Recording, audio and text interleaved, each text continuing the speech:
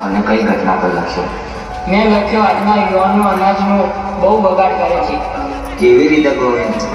મેં કાલે જતો હતો, ત્યાં ઘણા છોકરાઓ જન્મદિવસ મનાવતા હતા અને કેક કાપતા હતા. તે કેકને ખાવાની જગ્યા પર એકબીજાને લગાવતા હતા અને પછી તે કેક સાઈડમાં ફેંકી દે છે.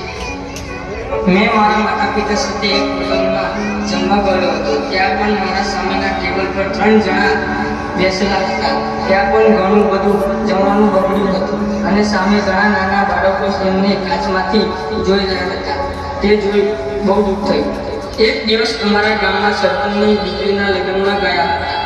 ત્યાં પણ આખા ગામ માટે જમવાનું બનાવ્યું હતું. ત્યાં પણ ગામ લોકો જમતા ઓછું અને બગાડતા વધારે, અને ત્યાં ડીશ મૂકવાની જગ્યા પર 2 ભૂખ્યા બાળકો ત્યાં વેસ્ટ ફૂડમાંથી કાઢીને ખાતા હતા.